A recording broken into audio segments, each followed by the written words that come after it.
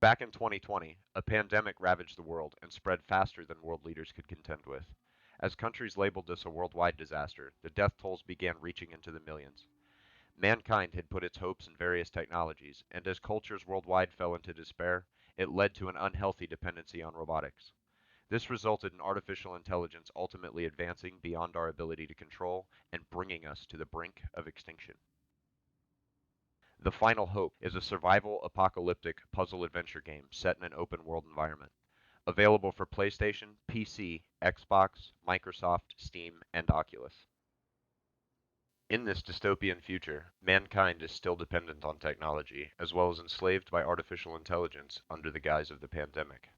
One day, an innocent-seeming box made its way to the doorsteps of a renowned physician containing the cure. Unfortunately, a messenger saw this to be worth killing for, and in doing so, alerted the family household robot to the cure.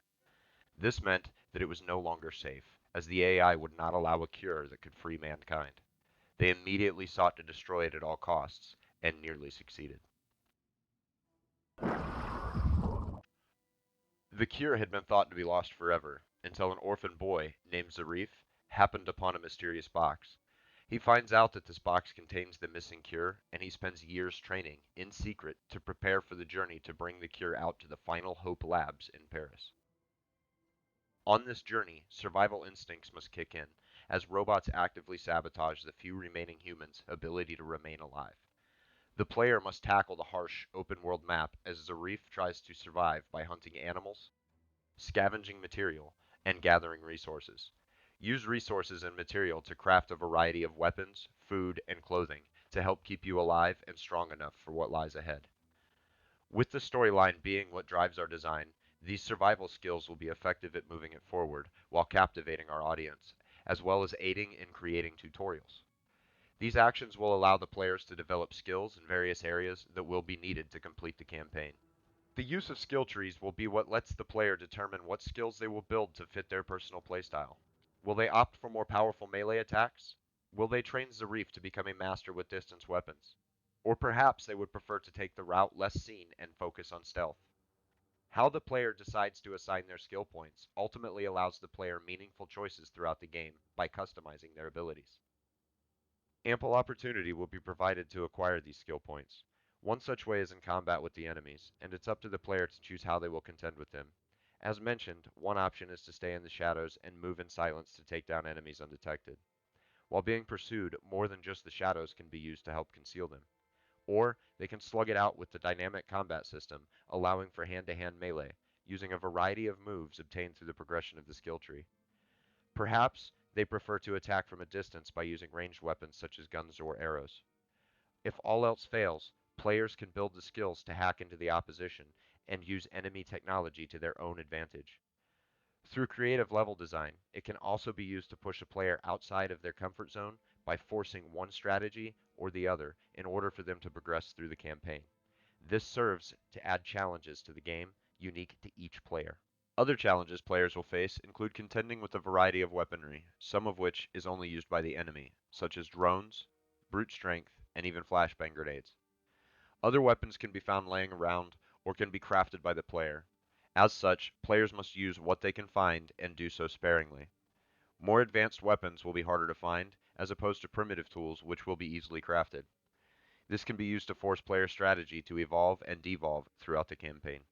Keeping the enemy at bay will not be the only obstacle along the way. The player will need to solve puzzles that require thinking on the spot to discover new locations, unlock new skills, and find a variety of items used for crafting. In the game world, traps and puzzles that need to be solved are found at every turn. As the player moves through abandoned cities, they will encounter buildings and landscapes which are crumbling and need to be navigated creatively. Puzzles are going to be one of the largest gameplay mechanics in the game, as they will be used to reveal pieces of the story while also maintaining the player's interest levels in the game. As the game moves forward, these puzzles will serve an important role in adding difficulty and preventing player complacency by creating more diversity in gameplay. As these puzzles are solved and new areas become available for the player to explore, being able to move around the vast open world becomes necessary. Moving from city to city can be achieved by a variety of means in the Final Hope, ranging from walking and running to horseback riding, or driving around in whatever vehicle the player can manage to fix. Once a player has been to a city at least once, they will gain the ability to fast travel back again by simply hopping on a train and enjoying the ride. This should also help minimize player fatigue on a map large enough to include multiple cities between Moscow and Paris, with several possible routes to take, and with each path catering to different styles of play. This map will have an open world that, while not true to scale, will be large enough and have enough loot hidden everywhere to keep players exploring all of the cultural design elements, which are inspired by Europe's many breathtaking attractions. Those same cultural designs will be heavily showcased where most puzzle games like this fail to present, the online demographic. The various meticulously designed cities will be used as maps when players join forces to face off against hordes of androids in an online co-op multiplayer survival mode. Players bring the skills that they have gained in the main game online to give their teams an advantage when they fight to survive. Having this online feature in our game will require a competitive component in order to keep online gamers entertained. The player will be allowed to use their skills from campaign mode to play online with other players given their unique skill sets. Online pairings would categorize the different skills that players are able to use online in order to help balance matches and keep competition fair. Competing to see which teams can survive the longest will earn them spots on leaderboards. This should provide enough competitive edge to encourage players to spend time gaming online as well as in campaign mode in order to effectively provide that missing online element. Another area where these types of games seem to be missing in action is in virtual reality. The Oculus Quest 2 would be a great platform to target due to its 6 degrees of freedom and dual controllers. But more importantly, it is one of the most affordable systems that can handle this level of demand.